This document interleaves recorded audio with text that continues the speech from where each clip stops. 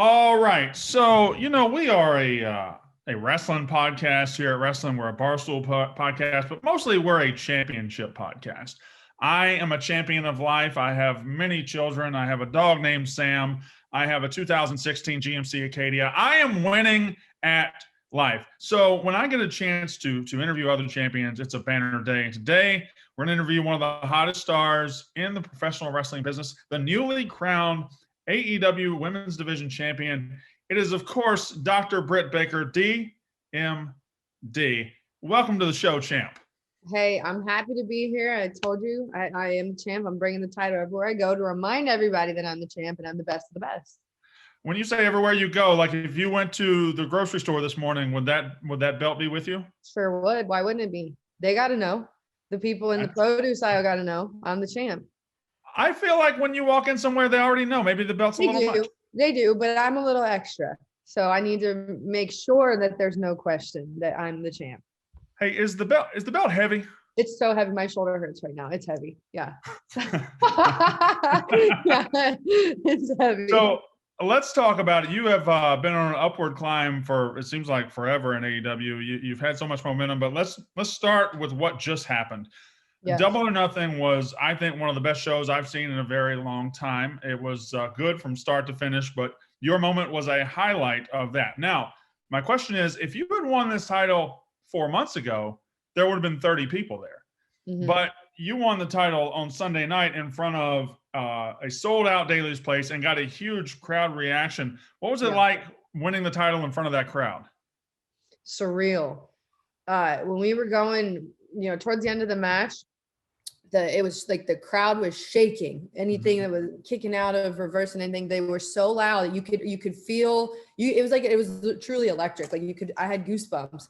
And then when the bell rang and I won, it was deafening. And it's kind of it's cool and it's surreal and it's everything you ever dreamed of.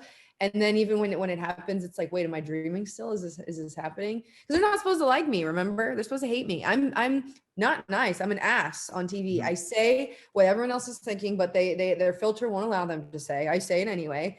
I self-absorbed, sure, but am I wrong? No. And people say, oh, that she's a delusional role model. No, I'm not. I'm a legit role model. I just beat it into your head 100 times. But then I think so many people are just behind my growth and like you said, my rise to the top and just in this new era that I talked about, the era of the DMD. And I think that's why the crowd was so behind me. Well, now let's look at it like this. I think you might be assuming too much. I'm not sure all those people liked you per se. They were just happy to be somewhere making a lot of noise. No, they liked me. They were chanting DMD. It is a fun thing to chant though. Yeah. Sorry, I didn't pay all those people to chant DMD. I could, but I didn't. I mean, you're a dentist. I figured you got the money. Okay, well, so all right. Like I said, I could. let's focus on everything that happened, because I thought the show was fantastic. When you walked to the back, I know it was probably, I don't know if it was an emotional time for you. I don't know if you get emotional, but what did it feel like walking out of that ring with the belt? Well, on the way out, I ran into my friend Tony Schiavone. Mm-hmm. Which was one of the best moments of my wrestling career, is when he's standing there and just gives me a big hug. That was really cool because he's been, right beside me on this rise to the top through thick, through thin, through good, through bad. So he's one of the most important people in my life, period, inside and outside of wrestling. So for him to be there was awesome. And then just going in the back, I mean, our locker room is so even the I won't even say his name, but there's people that are not nice people. They were even supportive of me in the back. Talking about MJF, people, he's misunderstood. Him and I respect. He's a dipshit, Britt. He's a dipshit. Him and I respect each other. Okay, he's one of the best. I think, one of the top stars in wrestling today. He thinks I'm one of the top stars in wrestling today. We understand each other. That's why we work well together. We can tolerate each other. It works. I did an interview with him for AEW for Revolution, and he called me inbred. He said my mother and father were brother and sister. Yeah. That's not true. They're cousins. And I don't like him. Well, he tells me I'm a star. So I don't have that same relationship that you do. I like that your qualifications for liking somebody is that they like you first. Exactly. It's one of my favorite things in life. In fact, I'm probably going to start living my life. You could almost say you're a role model. I am a role model, and that it is what it is. I want to go back to your journey to the title because you started gaining momentum last year during the COVID era, but how tough was it to keep pushing the envelope creatively, to keep coming up with creative ways to get your character to the next level while you were out injured last year? I remember you had the bedazzled wheelchair, Yeah. you had the golf cart, you had all these things that you added to the character while you weren't wrestling. How tough was that? It's hard, but it's part of our job is to be on our creative game. And if you're not creative, if you can't think outside the box, you're not going to excel in professional wrestling. It's just, you have to be kind of crazy. You have to be a little insane to be successful. And I also I constantly am bouncing ideas off everybody on my close circle, and you always get good ideas from them too. So you have to kind of shop around and get help for what you want to do for your vision. And then you get a good idea from them. Oh yeah, that's great. And then there's a lot of terrible ideas too that you never discuss again. But it was really just, using the resources and just trying to stay on top of being entertaining, really. So how key has Rebel been to your presentation, to what you have become, having her there with you and by your side and playing her role? How key has that been? Oh my gosh, she's just as important as, my pyro and my entrance. She's everything. She's part of the presentation. She's part of who I am as a wrestler. She's part of, we're good friends outside of wrestling too. Like when we go home, we still talk on the phone probably every day. But she is so good at her job. She's, I think, one of the best, if not the best, wrestling managers today. She knows her role. She knows Reba perfectly. And she's so freaking funny. She's so entertaining, but she's so good too. She's good at being, the right-hand woman of Dr. Britt Baker. I don't know, did that crutch hurt the other day? It looked like she got you pretty good. That still hurts. It actually, the top of my head, because I went to go put my hair in a ponytail last night, and I was like, actually, that still hurts. So me and Aria came down to Revolution in February, and I met you backstage. Yeah. You may or may not remember. I remember you were the weirdo sitting on the cases in the back. I remember. That's exactly where I was. Yes. Yeah. Yeah.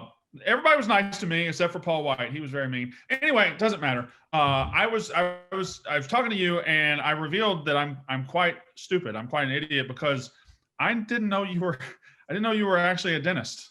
Yeah. I thought it was like I don't know, like an Isaac Yankum thing, but no, you are in fact. At this point, we don't have any hope for people like you. If you don't know that I'm a dentist, yeah. I mean, first of all, that's like a terrible modern day gimmick, right? Like it didn't work the first time. Why are we going to do it again?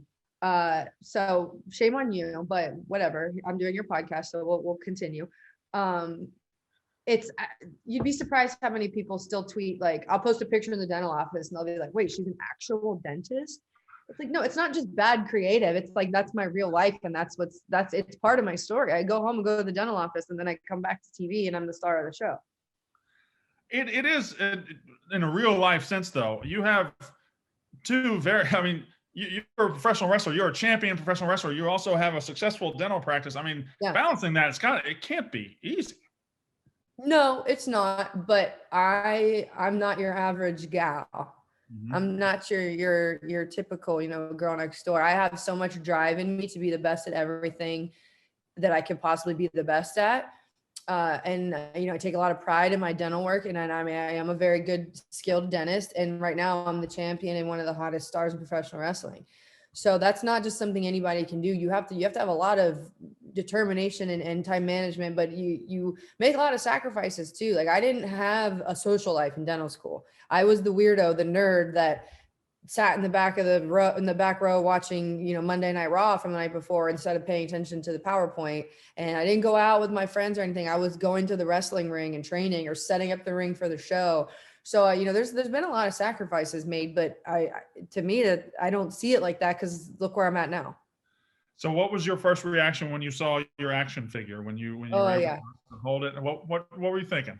It's so cool because you just think someone's going to buy this. They're going to spend money on this, go to the store, pick it out, put it in their car. And it's me. So it's so weird because I was never an action figure girl or a toy collector. I was nothing, that was never like a passion of mine. So I'm not gonna lie and say that it was, but to think that people that do, they're gonna buy that. And not only that, there's been so many people behind me with this whole, hey, I need a freaking action figure, Jeremy weird toy guy. That they've really rallied behind me, and like everyone else was so excited for me to get this action figure too. I really like the idea, and you're not the only one that did it, but I think last week you were like, if I don't get an action figure soon, I'm going to quit. I like the idea of people just believing that, and everything that you tweet, people are like, oh my God, we don't want her to quit. I said if Christian Cage gets an action figure before me, I'm going to quit. Because that guy just started. I don't care where he came from, what he did. He's in AEW now, so he's still the new kid on the block.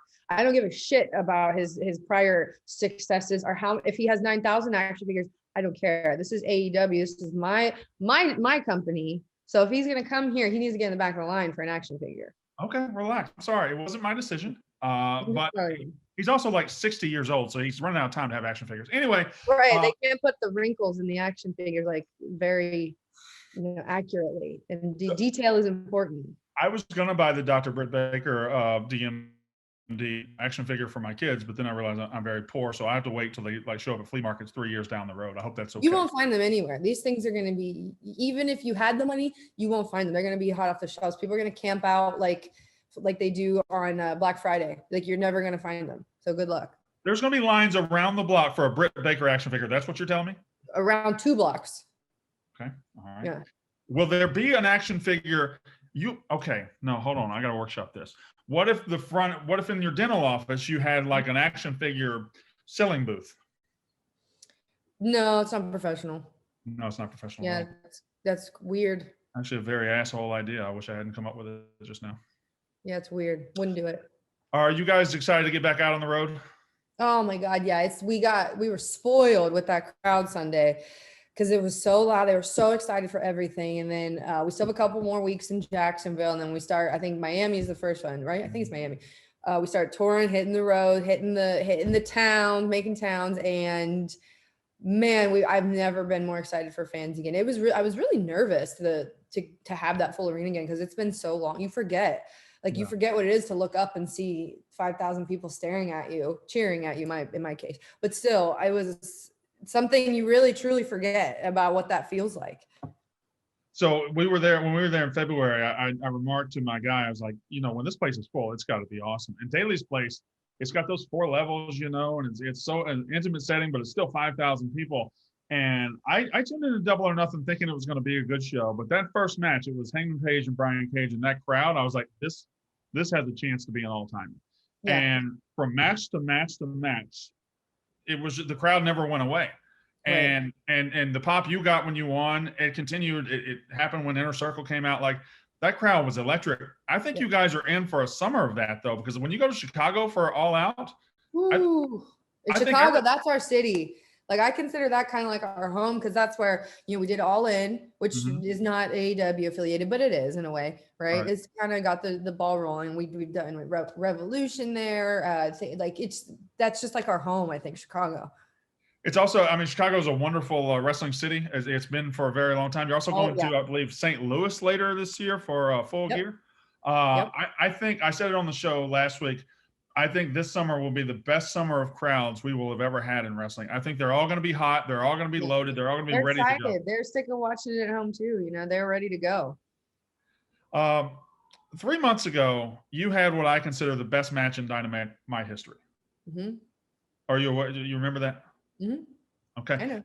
You had the best match in Dynamite history, and that launched you kind of into the stratosphere towards this event now where you're wearing the belt. When you were in that moment, did you feel how good it was when it was happening? Yes, but no, because we didn't have fans. Right. There was not a crowd there. So I knew it was, I felt like it was good. Like in my mind, I was like, God, I hope this match is as good as I think it is because it hurts so bad. Like it was the most painful match by far. And you knew going into it was going to hurt, but nothing can prepare you for how bad that shit hurts. Okay. It hurts for the next couple weeks. But then when I got to the back and the entire roster was on their feet clapping, I was like, oh man, this is probably like really good. And then Tony, was like, this is one of the best things we've done on Dynamite. And then the reaction from the Twitter, the critics, then I was like, oh wow, like this was really, really good. Because you can think something's good or bad, but until you get the reaction and the feedback from it, that's really, Right. you can be your own worst critic, or you can think you're the shit and you're wrong. But it's when you hear everybody else's opinion, and like I had wrestlers from every company reaching out to me, people that I look up to, different legends. And that was really cool, because it's like, man, this is something that people are going to remember for a long time. Does Britt Baker look up to other wrestlers? Sure. I mean, the people did this before me, so naturally I have to. I'm not the original. Okay. So. All right. I just like to live in a world where every wrestler looks up to Britt Baker. I don't know. They do. Yeah. So how do you put that? I think you've got the best match in Dynamite history. Now you're wearing the belt. Where do you go from here? How do you keep topping yourself? So I have a lot of momentum right now. It's the era of the DMD, and I just want to keep plowing forward, riding the wave, because I want to defend this title a bunch on I want to, keep talking, keep saying what I truly believe in my heart is true, and cutting these promos on Dynamite where people can agree or disagree, but they know whatever I'm saying, whenever I open my mouth, they can't look away, because my presence is undeniable on TV. Like it or not, you're going to watch me. So send me out there, give me a match, give me a microphone. That's fine, because I'm the champ. I represent the division, and I think I represent one of the hottest women's wrestling stars today. So I have an idea. You can take it if you want. You can throw it back at me. It doesn't matter. So you know how Sheeta last week they honored her she had a year title reign, so they gave her a bigger belt. I think you should demand a bigger belt like every week on Dynamite until the belt is so big you have to carry it out in like a truck. Well, it's like, I don't want to have to actually, it's heavy. That's the thing. You got Rebel. She can carry it. Well, we hope, right? I'm really happy with this one right now. I'm going to stick with this, but it's something to think about. Maybe we need a little bit, maybe we need more diamonds on it, a little bit more gold plates. We'll think about it. We'll consider redesigning the belt. A couple more questions. Not for, I'm really happy with this one. There's you can't see it. There's snake skin on the back. It's really cool. I didn't know that. There's snake skin on the back? Yeah, it's like silver snake skin. I can't take it off because right. I don't know how right now, but it's there. A couple more questions, and I'll let you go. I appreciate your time. Mm-hmm. But the Schiavone relationship, the on-screen relationship, how did that evolve? Because I don't know what was the plan originally, or if it's just all organic. I see what it's become, but it was just fascinating to follow. I think it was a little bit of both, because Schiavone was just the interviewer. He's the guy that did all the in-ring interview or on the stage interviewers, and my constant, I guess, abuse of him is just something. It was kind of, he's the perfect target because fans love him so much, and he's like a bad guy's best dream, right? Because people, they love him. But then people really kind of took a liking to his and I's relationship, and his love for me, no matter how evil people perceive me. Tony Schiavone always has a place in his heart for Dr. Britt. And over time, it's just, our chemistry is so good, and it's so real. We're good friends. We're really good friends. And then when we're on camera, we don't have to do anything except be ourselves, and it's magic every single time. We don't have to sit down and plan or script or write anything. We just go. And that's what you get then. So I interviewed Tony a couple of months ago. He called me a redneck from Mississippi. Okay. That's not really a question. That's just what he said. Okay. Well, then I agree with what he said. One of the things I love about AEW is the fact there's just a realness quality to it. Yeah. I feel like other places in the history of wrestling, when Britt Baker, the heel, wins the title, then Tony Schiavone, the announcer, would be like, "Oh, this is terrible. She's an awful person." But no, it's a real relationship to like somebody no matter what. Yeah, it's a real relationship, and I kind of appreciate that about AEW, because it's not just your story, but other stories are there's that real element, and I don't know if you guys plan that or if you just roll with it, but it really adds a level of honesty to the presentation. Right.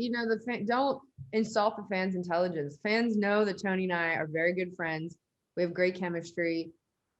No one's going to believe it. If he says he's unhappy that I cheated to win the title, he's so happy for his main homegirl. That's what he's happy about. So I I want to talk about the match real quick with Sheeta. I thought it was a fantastic match.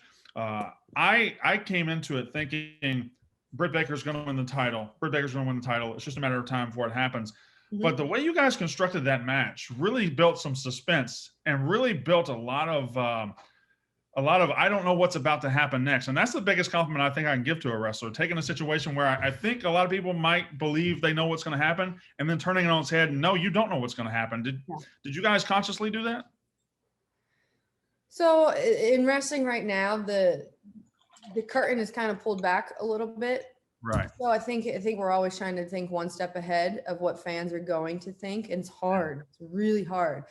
But at the end of the day, we just wanted to have a good match and hope that the fans were really along for the ride. And they were. I mean, I'm telling you, those last few minutes, it was electric. We keep saying that word, but that's the only word to describe it. It was explosive. They were so loud. The roar. I mean, I don't think it came across on TV how loud the fans were. Like, I have like a bunch of people sent me little videos from the fans section. You can't. It sounds like I sent you that video. No, you didn't. I didn't even open that yet. I got from like the 100 level section. It's just constant screaming the whole time. All right. Well, I sent you a video. You just check it out later.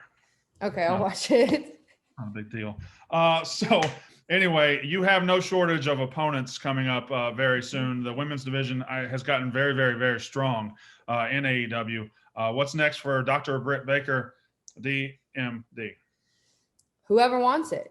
You know, I'm the best of the best, and I proved that. So I'm not scared of anybody or anything. If you want a piece, come try to take it, but you're not going to. By the way, the DMD, when did you decide to do that with the finger pointing? I don't know. I think it was in Atlanta. Always? No. I used to like randomly do it and then not do it because like sometimes they wouldn't announce me, and I'm talking about before AEW. Right. They wouldn't announce the DMD and they would, but then I made a real important part because when I was you don't actually need doctor and DMD after your name. That's very redundant, but I want that. You know, I want them. I think you should have it. Right. Yeah, I have to have it. But then I don't know. It just came naturally, and then I felt like it was really annoying, so I wanted to stick to it. I didn't think fans were going to do it with me, but here we are. It's one of the loudest parts of the Dynamite show is the DMD, and I looked around. I think I counted at least like 10 DMD signs in the crowd, and I guarantee you 70% of those people do not go to a dentist. It's fine. As long as they support the DMD, the champion, that's all that matters, right? How many of those 10 signs did you personally bring to the show and hand out to fans?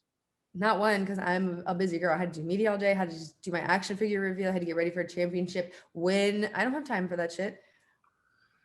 Well, she is Dr. Britt Baker. She is a great wrestler, a great entertainer, perhaps a little bit of an asshole.